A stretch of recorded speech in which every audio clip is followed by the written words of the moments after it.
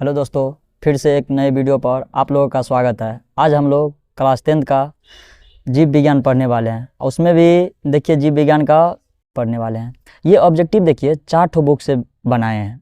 क्या ठो बुक से बनाए हैं? 4 ठो बुक से। देखिए पहला बुक है जिसको हम क्या बोलते हैं तो MBD से बनाए हैं। दूसरा NCERT से, उसके बाद भारती भवन से और उसके बाद क्वेश्चन बैंक से। 4 ठो बुक को मिला करके ना ये मतलब ऑब्जेक्टिव को तैयार किया गया। प्रत्येक चैप्टर के ऑब्जेक्टिव को क्या किया गया है? तैयार किया गया है।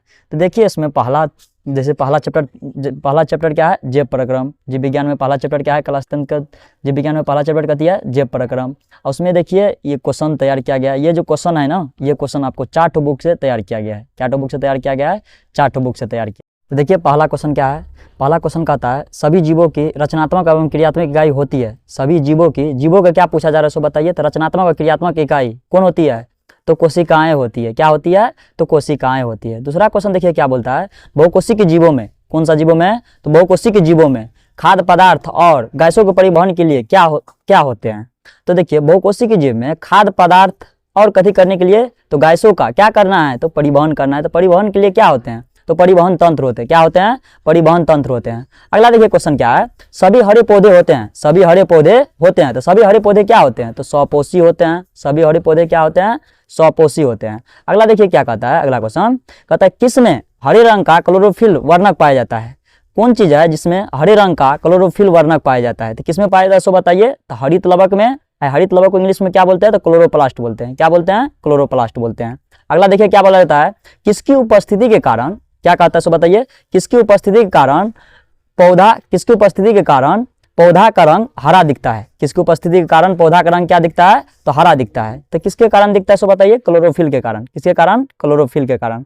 अगला देखिए क्या है, कहता है मृतजीवी पोषण होता है। मृतजीवी पोषण होता है। तो मृतजीवी पोषण किसमें होता है सो बताइए। तो कवक में होता है, बैक्टीरिया में होता है और प्रोटोजोआ में होता है। मृतजीवी पोषण कथी में होता है बताइए, किस किस में होता है? तो कवक में होता है, बैक्टीरिया में होता है और कथी में होता है सो बताइए। तो प्रोटोजोआ में होता है।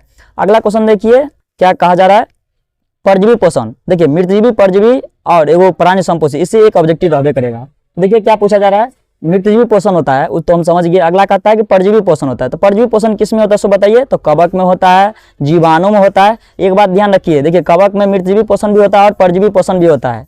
तो ऑप्शन के हिसाब से आप टिक लगाइएगा किसमें मतलब कवक में कौन सा पोषण होता है। मृतजीवी रहेगा तो परजीवी नहीं रहेगा, परजीवी रहेगा तो मृतजीवी नहीं रहेगा। उसके बाद देखिए कवक में होता है, जीवाणु में होता है, अमरबेल में होता है और गोल कृमि में होता है, हुक वर्म में होता है, टेप वर्म में होता है, मलेरिया में होता है, परजीवी में होता है आदि सब में होता है परजीवी पोषण। अगला देखिए क्या कहता है, प्राणी संपोषण होता है। प्राणी संपोषण होता है। तो प्राणी संपोषण क्या मतलब कौन कौन चीज में प्राणी संपोषण होता है? तो देखिए अमीबा में होता है, उसके बाद मेढक में होता है और मनुष्य में होता है। प्राणी संपोषण कौन किस किस में होता है सो बताइए। अमीबा में होता है, मेढक में होता है और कथी में होता है? तो मनुष्य में होता है। अगला देखिए क्या बोला जा रहा है क्वेश्चन कि मृतजीवी क्या कहलाते हैं? मृतजीवी क्या कहलाते हैं? तो मृतजीवी क्या कहलाता है सो बताइए। अपघटक कहलाते हैं। क्या कहलाते हैं? अपघटक। मृतजीवी को हम क्या कहते हैं? तो अपघटक भी कहते हैं। क्या कहते हैं? अपघटक। अगला क्वेश्चन देखिए क्या कहता है, गोबर छत्ता में कौन सा पोषण होता है? गोबर छत्ता में कौन सा पोषण होता है? तो गोबर छत्ता में कौन सा पोषण होगा सो बताइए। मृतजीवी होता है। कैसा पोषण होता है बताइए? मृतजीवी होता है। अगला देखिए क्या कहा जा रहा है कि अमरबेल में कौन सा पोषण होता है? अमरबेल में पूछे तो क्या कह देंगे? परजीवी। देखिए गोबर छत्ता में पूछे तो मृतजीवी कह देंगे, जबकि अमरबेल में पूछेगा कौन सा पोषण होता है? तो परजीवी पोषण होता है। कैसा पोषण होता है? परजीवी। अगला देखिए क्वेश्चन क्या है कि क्या कहा जा रहा है कि प्रकाश संश्लेषी अंग है। कौन प्रकाश संश्लेषी अंग है? तो देखिए प्रकाश संश्लेषी अंग पूछेगा, प्रकाश संश्लेषी अंग पूछा जाएगा आप सबसे, या प्रकाश संश्लेषी इकाई पूछा जाएगा। तो प्रकाश संश्लेषी अंग पूछे तो पतियों को कहेंगे। कौन है प्रकाश संश्लेषी अंग सो बताइए। तो पतियों। कौन है? पतियों, जिसको पत्ता बोला जाता है। प्रकाश संश्लेषी अंगक पूछे तो किसको कहेंगे बताइए? हरित लवक को। किसको कहेंगे? हरित लवक को। अगर प्रकाश संश्लेषण इकाई पूछे तो किसको कहेंगे हम? तो क्लोरोफिल अणु को। किसको कहेंगे? क्लोरोफिल अणु को, या सिर्फ क्लोरोफिल है। तो देखिए अगर प्रकाश संश्लेषी अंग पूछे तो हम पत्तियों को कहेंगे कि पत्तियों को क्या नाम है दूसरा? तो प्रकाश संश्लेषी अंग। अब प्रकाश संश्लेषी अंग किसको बोलते हैं सो बताइए। तो हरित लवक को। प्रकाश संश्लेषी इकाई किसको बोलते हैं? तो क्लोरोफिल अणु को बोलते हैं। किसको बोलते हैं? क्लोरोफिल अणु को बोलते हैं। अगला देखिए क्वेश्चन क्या है, कहता है कि स्वपोषी पोषण के लिए आवश्यक है, स्वपोषी पोषण के लिए आवश्यक है। तो जो सब स्वपोषी पोषण है उसके लिए क्या क्या जरूरी है, जो सब स्वपोषी है उसके लिए क्या क्या जरूरी है। तो देखिए 4 चीज का जरूरत है, क्या चीज का, क्या पदार्थ की जरूरत है, 4 पदार्थ का। पहला का नाम क्या है, क्लोरोफिल, पहला क्या नाम है, क्लोरोफिल। दूसरा पदार्थ का क्या नाम है, सूर्य का प्रकाश, दूसरा पदार्थ का क्या नाम है सो बताइए, सूर्य का प्रकाश। तीसरा का नाम क्या है, कार्बन डाइऑक्साइड, तीसरा पदार्थ का नाम क्या है सो बताइए, कार्बन डाइऑक्साइड। और चौथा क्या है, जल, क्या है, तो जल है। अगला क्वेश्चन देखिए क्या है, तो अगला क्वेश्चन कहता है कि इनमें किसके द्वारा अमीबा भोजन का अंतर्ग्रहण करता है, किसके द्वारा अमीबा भोजन का क्या करता है, अंतर्ग्रहण करता है।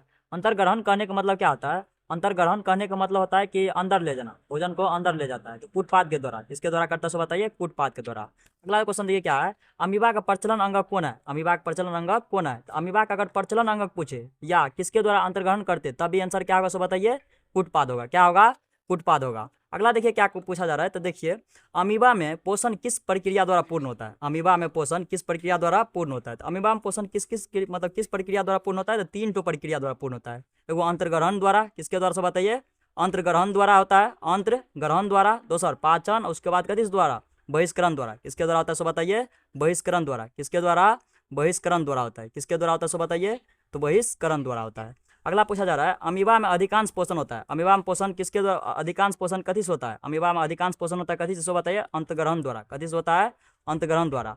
अगला देखिए क्या है, पैरामीशियम का प्रचलन अंगक। देखिए अमीबा का अगर प्रचलन अंगक पूछे तो कूटपाद कहेंगे, पैरामीशियम का प्रचलन अंगक पूछे तो क्या कह देंगे, सिलिया कहेंगे, क्या कहेंगे, सिलिया। अगला क्वेश्चन देखिए क्या है, प्रकाश संश्लेषण होता है, प्रकाश संश्लेषण कब होता है। तो देखिए प्रकाश संश्लेषण ना दिन में होता है, कब होता है, दिन में होता है। काहे कि प्रकाश संश्लेषण के लिए 4 पदार्थ की जरूरत है ना, कितने पदार्थ की आवश्यकता होती है, 4, जिसमें सूर्य का प्रकाश भी होता है, सूर्य का प्रकाश। तो सूर्य का प्रकाश कब रहता है, तो दिन को रहता है, इसलिए प्रकाश संश्लेषण कब होता है, दिन में होता है। अगला देखिए क्वेश्चन क्या है, प्रकाश संश्लेषण की क्रिया होती है, प्रकाश संश्लेषण की क्रिया होती है कथी में होगा सो बताइए, तो हरे पौधे में। प्रकाश संश्लेषण की क्रिया कौन चीज में होती है, हरे पौधे में होता है। अगला देखिए क्या पूछा जा रहा है, प्रकाश संश्लेषण प्रक्रिया में निम्नलिखित में से क्या नहीं होता है, प्रकाश संश्लेषण प्रक्रिया में क्या नहीं होता है। तो उसमें देखिएगा ऑप्शन के हिसाब से आप टिक लगाएगा कि उसमें CO2 मुक्त नहीं होता है। CO2 का हाँ उसमें उपयोग किया जाता है, CO2 का उपयोग किया जाता है, लेकिन उसमें उसका मुक्त नहीं होता है, CO2 का मुक्त नहीं होता है। हेलो, तो क्या कहता है, अमीबा में भोजन का पाचन कहाँ होता है, अमीबा में भोजन का पाचन कहाँ होता है। देखिए अमीबा में भोजन का पाचन कहाँ पर होता है सो बताइए, तो भोजन राजधानी में। अमीबा में भोजन का पाचन कहाँ पर होता है, भोजन राजधानी में। भोजन पचता कहाँ पर सो बताइए, तो भोजन राजधानी में। अगला क्वेश्चन देखिए क्या है, अमीबा और पैरामीशियम किस प्रकार के जंतु है, अमीबा और पैरामीशियम, अमीबा और पैरामीशियम किस प्रकार के जंतु है। ये दोनों ना प्राणी संपोषी जंतु है, कैसी जंतु है सो बताइए, प्राणी संपोषी जंतु है। अगला क्वेश्चन देखिए क्या है, अमीबा का भोजन होता है, अमीबा का भोजन क्या क्या होता है सो बताइए, अमीबा का भोजन क्या क्या है होता है, कथी कथी, तो शैवाल का छोटा छोटा टुकड़ा, वो शैवाल का छोटा छोटा टुकड़ा, शैवाल बड़ा होता है उसका छोटा छोटा टुकड़ा ये खाता है। और क्या, मृत कार्बनिक पदार्थ के छोटा छोटा टुकड़ा, मृत कार्बनिक पदार्थ के छोटा छोटा टुकड़ा। और क्या, तो उसके बाद बैक्टीरिया डाइटम, इतना इसका भोजन है। अमीबा का भोजन क्या क्या है, तो शैवाल का छोटा छोटा टुकड़ा, मृत कार्बनिक पदार्थ के छोटा छोटा टुकड़ा, बैक्टीरिया और डाइटम। अगला क्वेश्चन देखिए क्या है, मनुष्य में पाचन के लिए, मनुष्य में क्या करने के लिए सो बताइए, पाचन के लिए विशेष अंग को क्या कहते हैं। मनुष्य में पाचन के लिए विशेष अंग होता है जिसको हम क्या कहते हैं, तो आहार नाल कहते हैं। क्या कहते हैं, आहार नाल। अगला क्वेश्चन देखिए, कहा जा रहा है मनुष्य के आहार नाल की लंबाई होती है, मनुष्य के आहार नाल की लंबाई, मनुष्य में आहार नाल की लंबाई कितने होता है, तो 8 मीटर से 10 मीटर तक, 8 से 10 मीटर तक की हो सकती है। कितने मीटर का है, 8 से 10 मीटर का। अगला क्वेश्चन देखिए क्या कहा जा रहा है, आहार नाल का पहला भाग है, आहार नाल का पहला भाग है। आहार नाल का पहला भाग पूछे तो क्या कहेंगे, मुख गुहा। आहार नाल का पहला भाग कौन है सो बताइए, मुख गुहा। मुख गुहा में होते हैं, मुख गुहा में क्या क्या होते हैं, तो मुंह में देखिए जीभ भी होते हैं और दांत भी होते हैं। अगला देखिए क्या पूछा जा रहा है, कौन हड्डी से अधिक कड़ी तथा पीले रंग का होती है, कौन है जो हड्डी से अधिक कड़ी तथा पीले रंग की होती है। तो वो हड्डी से अधिक कड़ी, हड्डी से भी अधिक कड़ी होती है, कड़ी मतलब मजबूत, और पीले रंग की होती है। तो कौन है, तो डेंटाइन, कौन है सो बताइए, डेंटाइन। अगला देखिए क्या है, दांत की सबसे ऊपरी परत होती है, दांत की सबसे ऊपरी परत जो सबसे ऊपरी कौन होती है सो बताइए, इनामेल होती है। क्या होती है, इनामेल। अगला देखिए क्या पूछा जा रहा है, दांत को सुरक्षा देती है, दांत को सुरक्षा कौन देती है सो बताइए, तो इनामेले देती है। दांत का अगर सबसे ऊपरी परत पूछे तब भी इनामेल कहेंगे, दांत को सुरक्षा कौन देती है, तो इनामेले देती है। अगला क्वेश्चन देखिए क्या पूछा जा रहा है, एक वयस्क मनुष्य के मुख गुहा में कुल दांत होते हैं, एक वयस्क मनुष्य के अगर मुख गुहा में हम कुल दांत देखेंगे तो कितने होगा सो बताइए, 32 होगा। कितने होगा, 32। अगला क्वेश्चन देखिए, कहा जा रहा है मुख गुहा का पिछला भाग कहलाता है, मुख गुहा का पिछला भाग, मुख गुहा का अगर पिछला भाग को देखेंगे ना तो पिछला भाग को हम कहेंगे ग्रसनी। क्या कहेंगे, ग्रसनी। अगला क्वेश्चन देखिए, निष्क्रिय पेप्सिनोजन क्या कथी को सो बताइए, निष्क्रिय पेप्सिनोजेन को सक्रिय पेप्सिनोजेन नामक एंजाइम में बदल देता है। देखिए मेरे पास कथी था सो बताइए, निष्क्रिय पेप्सिनोजेन रहता है, उसको कथी में बदल देता है, सक्रिय पेप्सिन नामक एंजाइम में। तो कौन बदल देता है सो बताइए, हाइड्रोक्लोरिक अम्ल। कौन बदल देता है, हाइड्रोक्लोरिक अम्ल, जिसको हम क्या कहते हैं, HCl, क्या कहते हैं, HCl कहते हैं, क्या कहते हैं, HCl, सॉरी क्या कहते हैं सो बताइए, HCl कहते हैं। अगला क्वेश्चन देखिए क्या है, कहा जा रहा है मनुष्य के आमाशय में प्रतिदिन कितने जठर रस का स्त्राव होता है। मनुष्य के आमाशय में डेली, प्रतिदिन मतलब होता है डेली, कितने जठर रस का स्त्राव, स्त्राव मतलब होता है निकलना है, कितने लीटर निकलना सो बताइए, 3 लीटर। कितना निकलता है, 3 लीटर।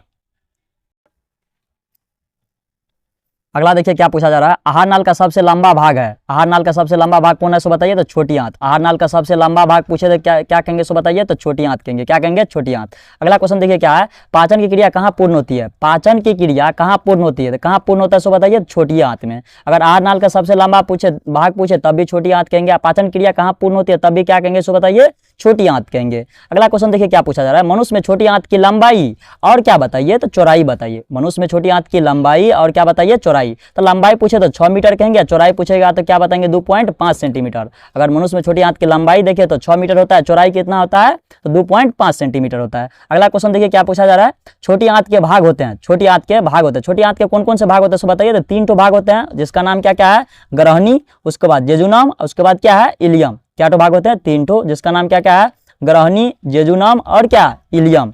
अगला क्वेश्चन देखिए क्या पूछा जा रहा है, छोटी आंत का पहला भाग है। छोटी आंत का पहला भाग जिसको हम लोग क्या कहते हैं, ग्रहणी कहते हैं। छोटी आंत का पहला भाग कौन होता है सो बताइए, ग्रहणी। अगला पूछा जा रहा है, छोटी आंत का मध्य भाग। अगर मध्य भाग पूछे तो क्या कहेंगे, जेजुनम। मध्य भाग मतलब बीच वाला भाग क्या कहलाता है, जेजुनम। अगला छोटी आंत का अधिकांश भाग, अधिकांश मतलब अधिक भाग कौन होता है छोटी आंत का, तो वो इलियम होता है। क्या होते हैं, इलियम होते हैं।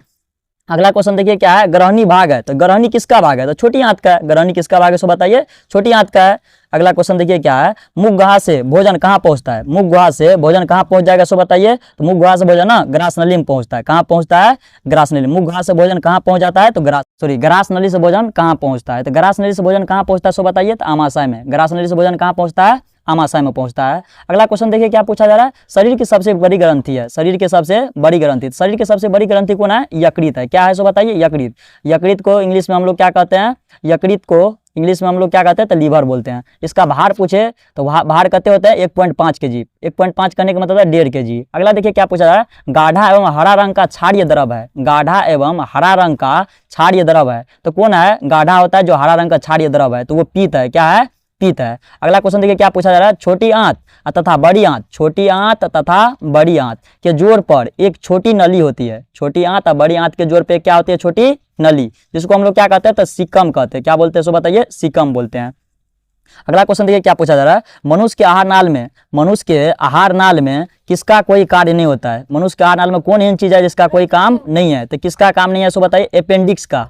किसका, अपेंडिक्स का। अपेंडिक्स का कोई कार्य नहीं है। अगला या उसी को दूसरा तरह से क्या पूछा जाएगा सो बताइए, अवशेषी अंग है। क्या, अवशेषी अंग। अगर अवशेषी अंग पूछे तब भी क्या कहेंगे सो बताइए, अपेंडिक्स कहेंगे। क्या कहेंगे, अपेंडिक्स कहेंगे। अगला क्वेश्चन देखिए क्या पूछा, वायुमंडल में CO2 कितना प्रतिशत है। वायुमंडल में CO2 कितना है सो बताइए, 0.03%। वायुमंडल में CO2 कितना प्रतिशत है, तो 0.03% है।